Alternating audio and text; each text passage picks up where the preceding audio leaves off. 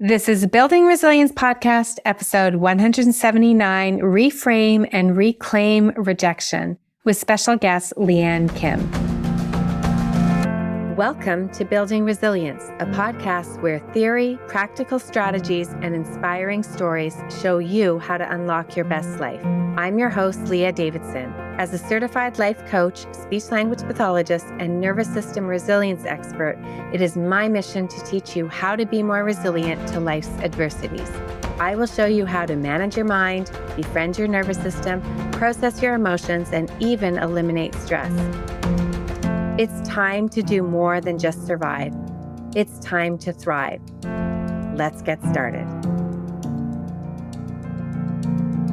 Hello, everyone. Welcome to Building Resilience Podcast. I'm excited today to introduce you to a coach and a mentor of mine. Her name is Lianne Kim, and she is a local Torontonian.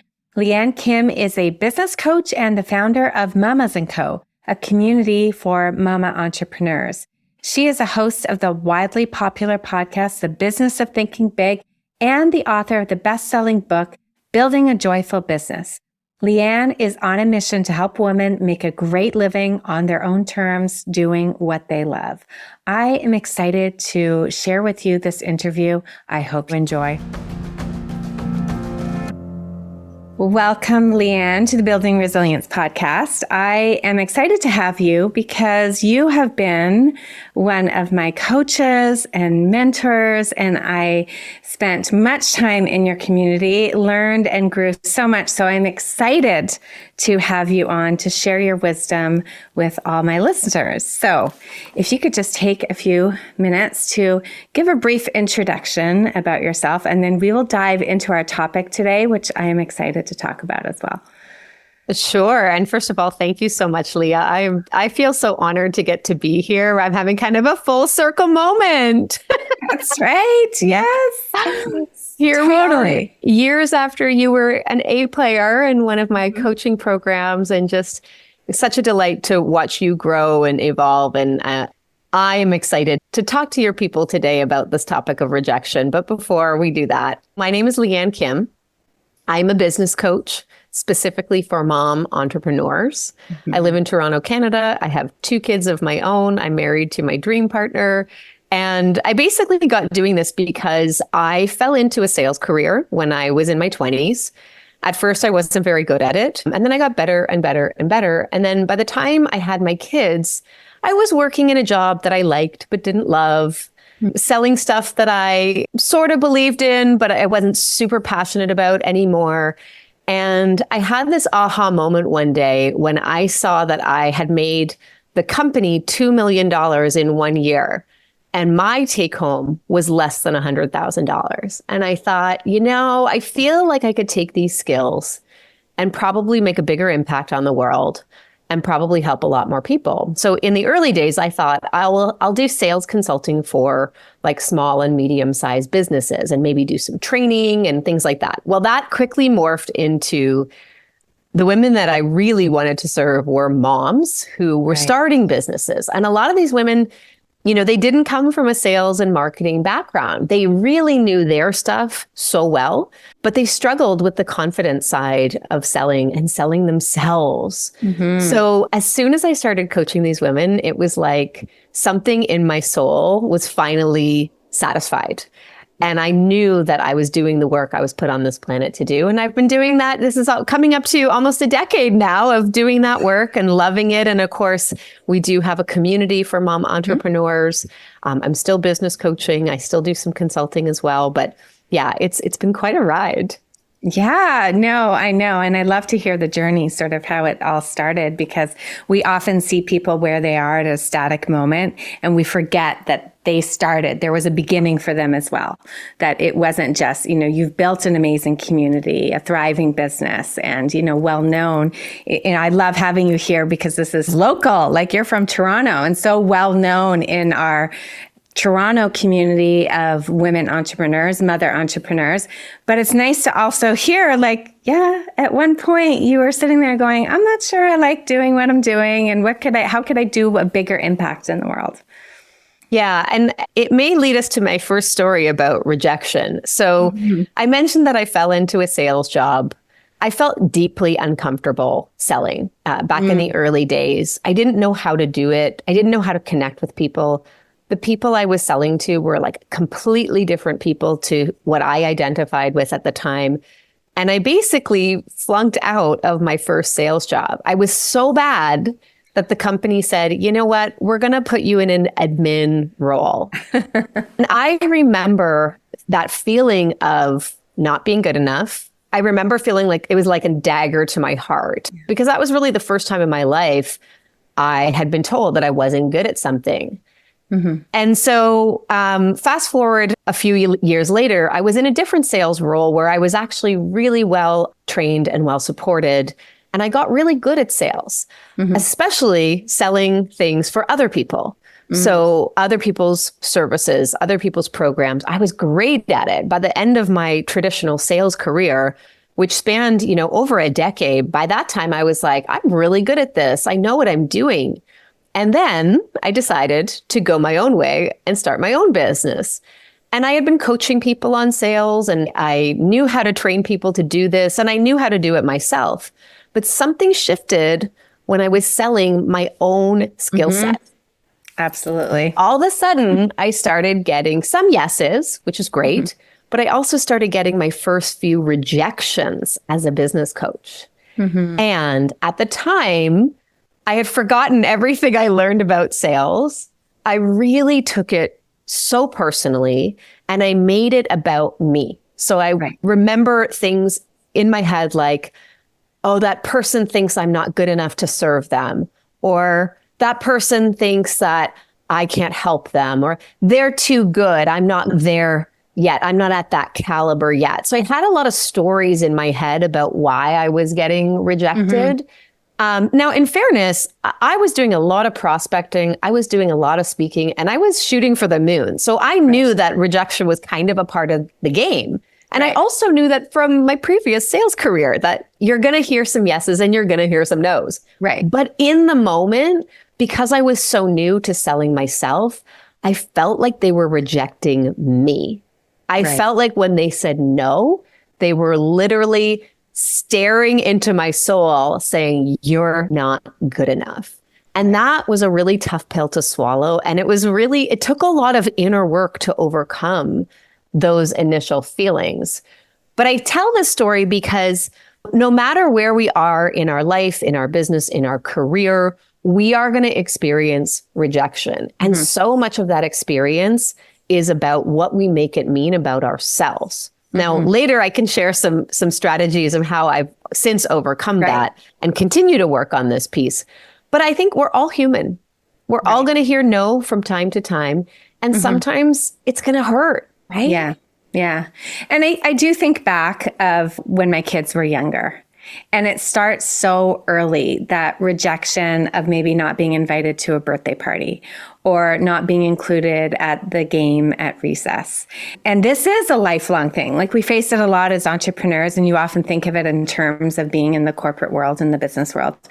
But it's taking place on the school ground and it's at such a young age. And when I think of like our development of our nervous system, making these imprints all the way along, like when you get rejected from that kindergarten friend, that is an impression that stays with you. And it's no wonder that years fast forward later, you're trying to, in some type of work, we're talking sales here, but it can be any type of work. You get that rejection. Basically what happens is that exact feeling that you felt as that little 5-year-old kindergarten kid, it resurfaces. And so it's no wonder that we do take it personally because that's how our system has developed. And so we have to learn then, okay, how do I regulate myself enough, bring my thinking skills back online to realize, okay, it's not about me.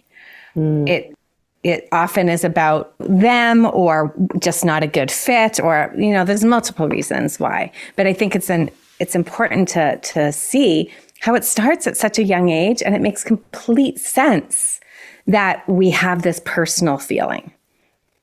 It does. And thank you for mentioning childhood rejection, because I think we're living in a day and age where parents want to protect their children from rejection. Yeah. A great example of this is the participant ribbon. Right? Oh, yes. Don't get me started on that. Everybody's going to get a medal because nobody needs to feel bad that they lost. That's but I think, and we see that in school. Yeah. I was just chatting with my daughter's teacher, and he was saying that there's 4 feeder schools that go to this middle school. And one of them is notorious for inflating grades. They're inflating grades up to grade 5. Yeah. Just so kids can feel better about themselves, but then they're getting to the middle school and they're not prepared for the curriculum. So this is a great place to start in terms of reframe is, of course, rejection hurts.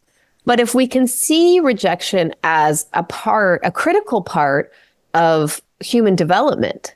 Exactly. Yeah. If we can understand that in order for us to be contributing human beings in the world, we have to have these negative experiences. We can't go through life with only, sunshine and rainbows and gold stars everywhere, because at some point you're going to hit a place where you are rejected, you're turned down, you're cast aside. There's a lot of that right now. Our need to fit in, our need to belong. And so we're creating these scenarios where we always fit in and we always belong and we always get the yes. But I think what's interesting to me about rejection is it is such a good teacher. It is. Yeah. Let it be. Yeah. So to use the example in my case, early days of being a coach and hearing no thank you or not right now, originally I was making it mean that I wasn't a good enough coach. Eventually, I got to the place where I could do 2 things. Number 1, I could reframe that way of thinking. And number 2, I could look at the person's feedback and I could choose whether or not I wanted to apply that feedback. In some cases, it just wasn't a fit. But in some cases, people would actually share where they felt I was deficient. And I had the opportunity to say, is that an area where I want to gain more skills? Or is that an area where in some cases it wasn't me, it was the offer itself? Is that an area where, do I want to change this offer? Do I want to provide more support? Can I provide more support? And so I think, especially as entrepreneurs, but again, as all humans, looking for those opportunities to say, what does this mean about me? Right. We can choose a rejection. So I was just listening to my own podcast episode from today, and I was talking about how not that long ago, I got rejected from a program. I was basically kind of told, you're not a fit for the program. And it hurt because I had a lot riding on this. I was really excited about it. I had a lot of emotion wrapped up in this. And so at first, of course, it's the feelings of not good enough, of guilt, of shame, all those horrible feelings, disappointment, deep sadness for a couple of days. Really, it was like quite a monumentous event for me. And then I asked myself, what's good about this scenario? Yeah. Right? Isn't that just such a great question? Good. With anything. So good. Once you've allowed yourself to feel, because sometimes we don't have enough of that time to digest it and right away we want to reframe. I think that allowing ourselves to feel, to acknowledge that we're hurt, we're disappointed, letting those feelings bubble up. And, that sends that message that it's safe to have those feelings. It's human to have those feelings. And then it's much easier to move towards the reframe. Like, what can I learn from this? Where can I go? What am I going to make this mean? Yeah, I agree completely. I think too often we try to squash the bad feels. I mean, and with the work that you do, how unhelpful that is. Yeah. And it was interesting because, I am a very positive person. I'm not somebody that experiences this type of rejection a lot at this stage of my career. So it did force me to stop. And yeah, I did feel those feelings. And it probably took 3 or 4 days for the physical feeling to actually leave my body. Like I was waking up feeling heavy. For me, I get that feeling is sort of like solar plexus, just waking up, shortness of breath. Like I could tell that I was just like getting by in those first 3 or 4 days. Yeah. And then things shifted. Physically, I felt lighter. I felt more capable to think clearly as well because I had gone through I guess a bit of a grieving process, Right. with any rejection. It's like, here's the expectation. It wasn't met. And so can we take some time to feel the feelings? It is kind of like grief, grieving what was lost or even the potential of something. Yeah. Right? Yeah. The hope of something. Yeah. What it was going to be. Yeah. I like that you mentioned that starting to feel more capable. And I think rejection is a gift that can help us increase our resilience and increase our capacity and increase our knowledge of how capable we actually are. And I do, coming back, when I think of like the experiences with my kids, because we've had so many, and there's been a lot of rejection in their lives, I often have to remind myself that that is preparing them, increasing their capacity to be able to handle something else in the future. And then now that my kids are all young adults, when I have conversations with them, I can draw on when they're going through something that's difficult. Well, remember when this was the experience that they had, maybe they were rejected for something, and this is what you did and you got through it.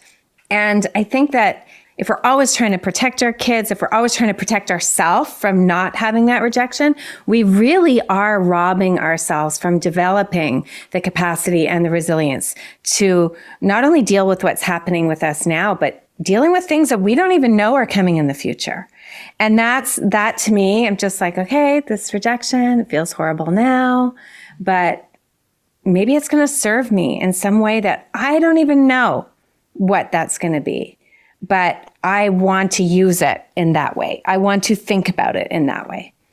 And 100%, it always does. Like, it's not even a maybe. It is for sure this will benefit me in some way in the future. And there's so many different ways it can benefit. But to share an example from my world, so I work with a lot of mom entrepreneurs who are trying to grow a business to like their first six figure, like to grow a real business. And so they're putting offers out there. They're getting yeses, they're getting nos, they're trying again. A common scenario, and one that I have a few clients working with right now, actually, I put out my first group program and nobody is buying. The feeling of rejection is very real. And I think we come from this place of wanting to justify what is happening. So a common response to this is, my program must be too expensive. Otherwise, they would buy. And as a coach, what's great about this is, I've been through this myself, and I've coached so many people through this. So I can kind of sit there and say, it could be that you're too expensive, but what else could it be? They might say, oh, well, it might be that just the dates didn't work for them. Okay, what else could it be? Well, it might be that they really wanted more of a personal option and not a group experience. What else could it be? And if I do this enough, usually they're able to find 6 or 7 other opportunities. And as entrepreneurs specifically, I would also say, again, all humans, but specifically as entrepreneurs, it's teaching us these critical thinking skills, because the easy answer is to just blame it on price, right? Oh, I'm too expensive. But that's 9 times out of 10, it's actually not true. And it forces them to figure out what does need to shift in order for me to get the yeses next time. Oftentimes it isn't the price, but it's the perceived value. So it's how the program was marketed. And so now I am helping these people not only get over the pain, but I would say more importantly, learn how to be stronger entrepreneurs, right? We're building our toolkit just by asking ourselves these questions. Yeah. Well, and you're literally building the pathways in your brain. Like when you think about if your go-to, and that's, I think, a typical one, and I've done it a million times when I put something out, it has been rejected. Oh, it must be the price. If I just like let it sit with that strengthens that pathway in my brain. So then it gets played over and over and over that it's always about the dollars. It's always about the money. It's always about that. If I never entertain what else could it be, like that very powerful question, I don't build all those other pathways. And so instead of being able to have like a tree that has tons of branches built in my brain, I just have this one unhelpful superhighway that I keep developing over and over. And I think that when we try to reframe, that's the beauty of reframing, is reframing allows you to start creating more and more and more pathways. And not only does that allow you to develop your cognitive reserve and your cognitive capacity, but it allows you to open up your perspective. And then that can shift how you actually feel and allows you to see, like you said, other opportunities. There's opportunities for growth or opportunities to, try something completely different. So it's very powerful. I love that analogy of the one super highway. And I think as you teach your people, this is how our brains are wired. And I think when I'm going through a moment of rejection, or I'm helping somebody through rejection, I think it's important to remember that our brains are wired a certain way for a reason. But that doesn't mean that we can't change that. And I think, I also love the question, is this thought serving me? Right? Yeah. So again, the fact is I've got rejected.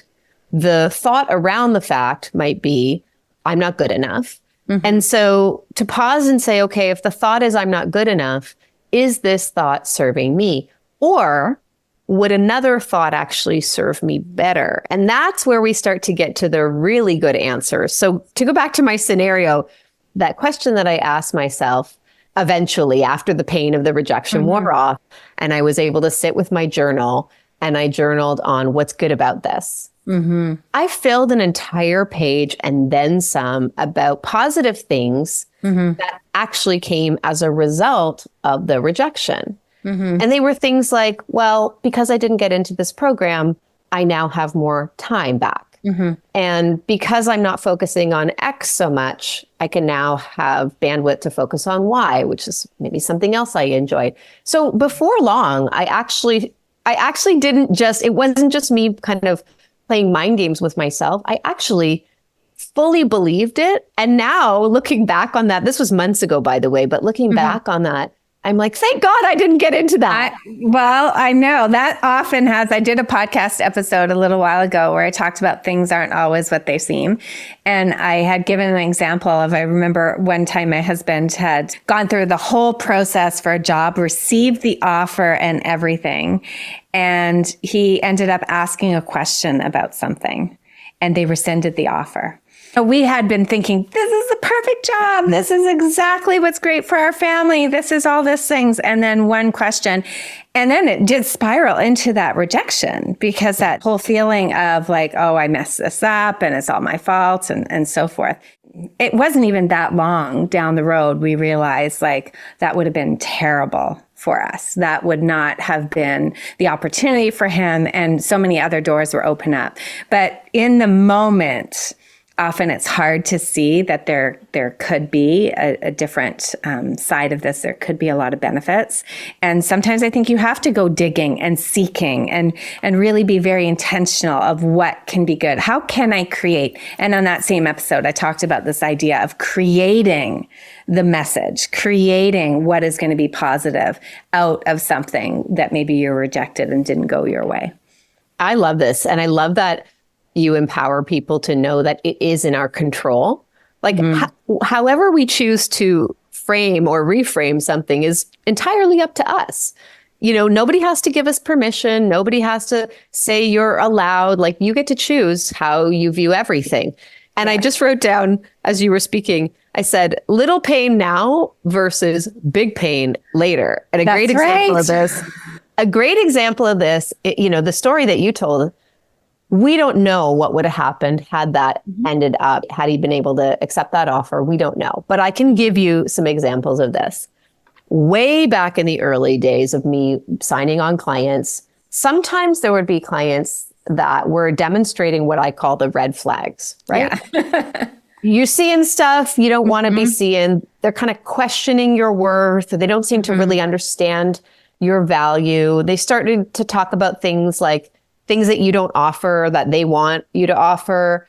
There's one client in particular that I remember sitting with this thought right after the discovery call thinking, I don't know about this one. I feel like she might not be a fit, but I need the money. And this was, again, very early days. True story. I did need the money. I needed to pay the bills. So I said yes to working with her anyway.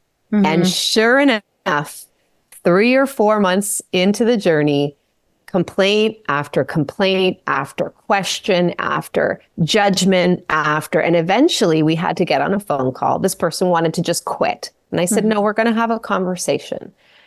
But the process that I had to go through and the amount of emotional energy that was required to solve the problem was so much bigger than what would have been the short-term pain of not getting the client. Yes, there was an emotional piece. Yes, there was a financial piece, but it was small pain versus the big pain of going down a wrong path. That's it. So I really do believe that the universe provides us with these opportunities for a reason. Yeah. And most of the time, I choose to think it is for my personal growth. That's it. I might not like it exactly, in the moment. Exactly. Yeah. Well, there's that expression, rejection is God's protection, or rejection is the universe's protection. Ooh. Whatever. I use that like every time rejection comes up. I remind myself of that. I believe that the universe is always got my back. God, the universe, whatever your belief is. I think that there is an element of protection there. And so when you're rejected, sometimes my question is, I wonder what I was being protected from. And that can be enough for me to just move on. Like sometimes I want to go down and depending on the type of rejection, I guess, and do the digging and do the reframing. And sometimes it's just enough for me to go, I wonder what I saved myself from. I wonder what I was being protected from, and just move right on. I love this. And, something that just came up for me too as a very interesting reframe that we could all adopt is that if we're not getting rejected, we're not actually growing. It means that we're not trying new things. Yes. And it makes me think you're not putting yourself out there enough. Yeah. You miss 100% of the shots you don't take. Exactly. Thank you, Wayne Gretzky. But if you're sitting on the couch watching the hockey game. Exactly. Yeah. You're not going to. And I see this so much with people who want to quit their jobs and want to run a business, but they're not quite ready yet. And they're not making the right move. So they're doing things like, I'll build my website or I'll start my social. But until you actually start having discovery calls and pitching your offers and getting rejected, you're not actually growing as an entrepreneur. You're playing at entrepreneurship, which feels fun. Yeah. But unless you get into a situation where you could be rejected, then how can you possibly grow? You can't. Yeah. So in order to reach the next level of anything, we were just talking before we hit record. I have a daughter who's in competitive cheerleading. She takes it very seriously. She is fierce and she's a flyer. So she's at the top of the pyramid. Well, she's moving up the ranks, even though she's only 12. And she's trying stunts that are like so hard, so hard. And sometimes they do come down, and sometimes she does fall and she does get injured and she does come home with bruises. But she knows that in order to even get considered for the next level, she has to try things that she is not certain she's going to be able to hit every time. Yeah. And that's just human expansion. That's how you grow. Yeah. I know I offer to my clients, I'll ask them, what are your fail goals? What are the goals that you're putting out there? Knowing that in all likelihood that you're going to fail. It reminds me of, there's a TED Talk and I can't remember the name. It's very old talk and I'll put it in the show notes. I think it's called the Year of Rejection or something. But essentially it's a guy who goes out and he wants to improve his ability to handle rejection. And so he makes a list of ways that he's going to be rejected. And really out of there, the first one, he gives the example of asking for a burger refill. And he gives this idea that we have drink refills and it's normal to go and ask for a drink refill, but he would go and he would ask for the burger refill and they would look at him and be like, no. And he was like, oh, okay. And he said, and it was embarrassing and filled with shame. But then he gives this example that he went to a Krispy Kreme and he asked them, will you create donuts for me that are, I guess it was the time of the Olympics, that are in the shape of the Olympic symbol? And the person was like, yeah, we can. And he was like, oh my gosh. And so he started doing this really outrageous, knocking at people's doors saying, hello, can I plant this tree in your backyard? And the person would say no. And then he started asking, well, why not? assuming that they would say, because you're weird and you're knocking at the door. He said, well, one person said to me, like, well, because I don't have really good light back there, go ask my neighbor across the street. And so all these little things that he learned was, first of all, sometimes you do get a yes when you put yourself out there. Second of all, you can get used to, you can teach yourself how to handle rejection and not make it about you. And thirdly is sometimes the reason you're rejected is not the reason that you assume. It's something completely different. And so asking yourself or asking others, like, well, why not? To get that feedback so that there may be something you can reframe or change. Or anyhow, it's a fantastic TED Talk. And I just love the concept because that is how we grow. That's the only way we grow, when we put ourselves in the arena. I love that too. And what I love about it is that it's lighthearted and fun. I think so often, maybe this is something to do with middle age, being mothers, and the heaviness that we carry, the weight that we carry, the responsibility. Sometimes we get to a place in life where we stop having fun with stuff and we stop stretching ourselves because we're just so tired of not getting it right. Right. Like I've gone through seasons, like I just can't have one more thing that I'm failing at. So I get that. But I think that there's an element of play too with how we view rejection and also how we do our jobs. Because in any job, in any career, you're going to experience rejection, whether it's rejection from a promotion or a job offer that you want, or in my case, a client, a speaking opportunity. It's going to happen if you're stretching yourself. It's going to happen. But if we can approach it from that place of like, what can I learn about myself? What can I learn about the situation? In my case, what can I learn about my customers and what they actually want? Right. Yeah. But also like, how could I have a little bit more fun with this? So a lot of times I'll tell my clients if they're in a launch and it requires them to do sales calls, I'll say like, what's your goal for no's? And they'll go, what do you mean? Exactly. And I said, well, how many no's do you want to get? I know you want to get 10 people into this group program. How many no's do you think you're also going to get? And so that just puts it in perspective that, I'm not going to talk to 10 people and all 10 people are going to say yes. That would be kind of unheard of. Right. Unless you're working with a very warm list, but most people are not. So, they'll say, oh, well, I guess if I wanted to get 10 yeses, I probably have to talk to 30 people because that's, about a 33% conversion rate if I get 10 out of 30. So great. Let's get started on those 20 no's. Yeah, let's get rejected. Let's go. And I'll tell you this, if you are someone who is in an entrepreneurial space or a sales space and it's an uncomfortable space for you, selling is uncomfortable, one of the fastest ways to get comfortable with it is to give yourself a challenge of just doing X number of discovery calls with no expectation of the yes or no. Because if you looked at your calendar and said, okay, in the next month, I'm going to try to have 4 discovery calls a week, 16 discovery calls in the month. Guaranteed by the end of 16 calls, you're going to get really good at it. Right. You're also going to get really good at listening, learning what they like, learning what they don't like, learning what gets the yes, learning what doesn't get the yes. Right. And there are certain skills in life.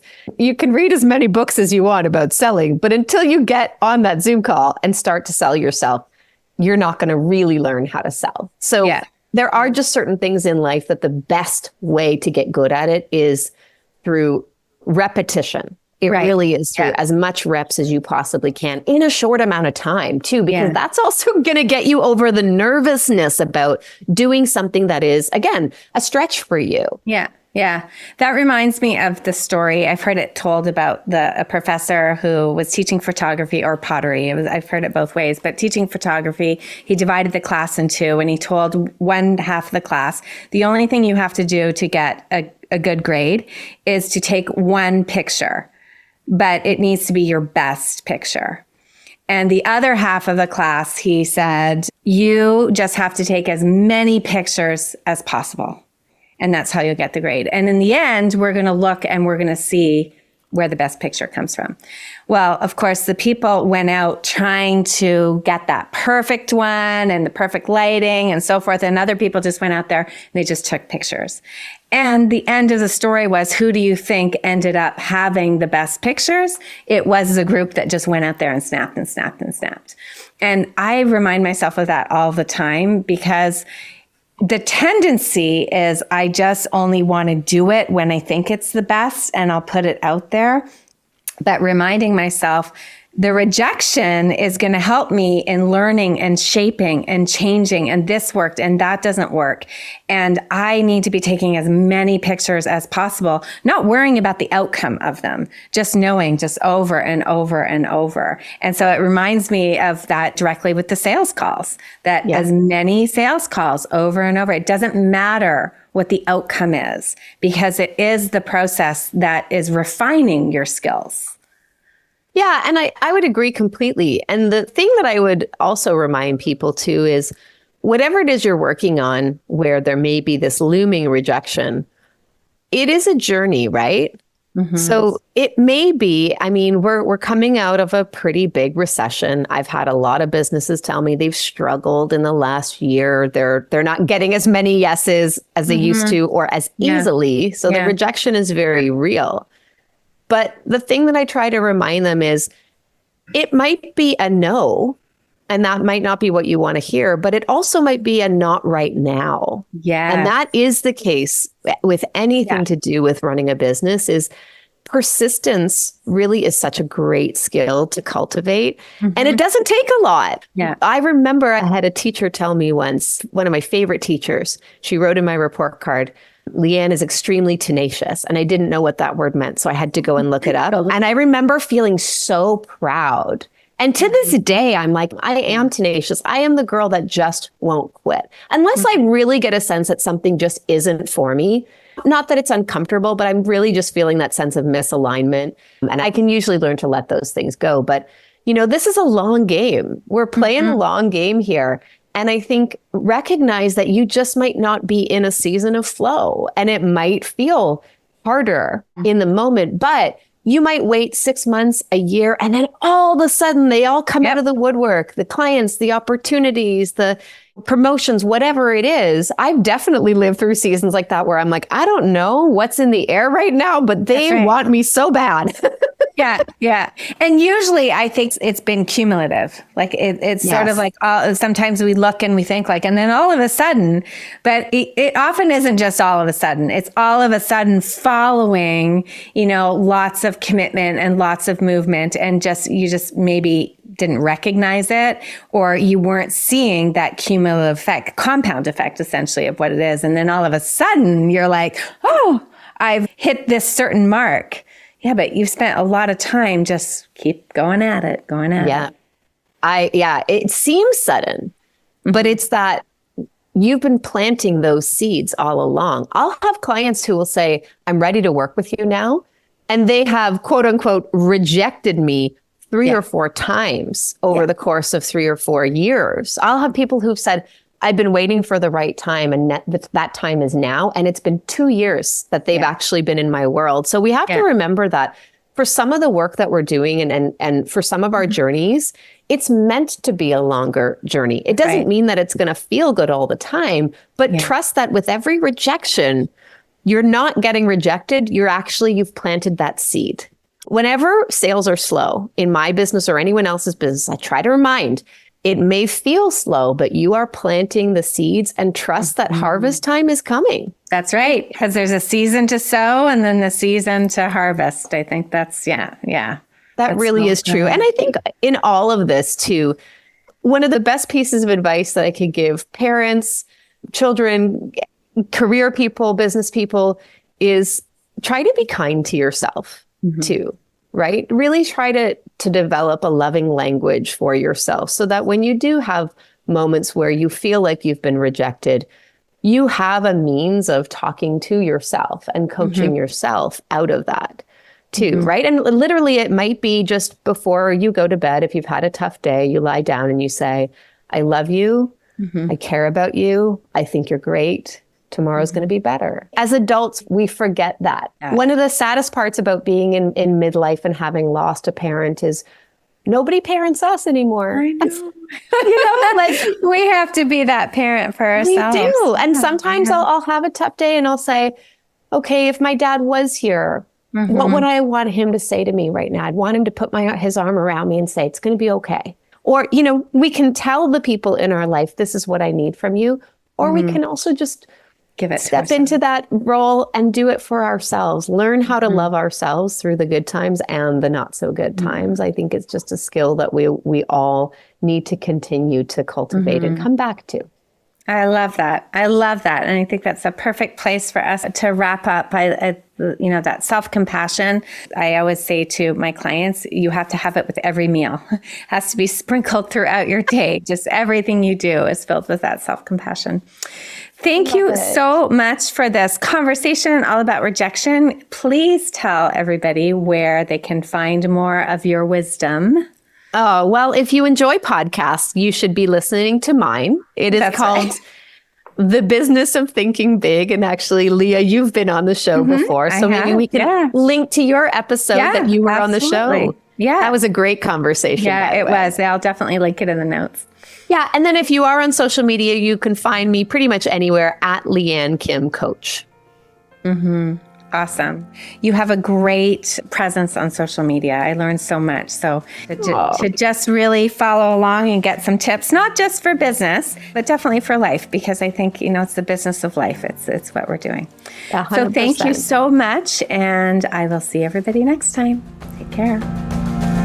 Thank you for listening to the Building Resilience podcast. If you're interested in learning a little bit more about managing stress, building resilience, and leading a more purposeful life, then make sure we're connected on Instagram and Facebook at Leah Davidson Life Coaching. You can also subscribe to my weekly newsletter at www.leahdavidsonlifecoaching.com/newsletter. Looking forward to connecting.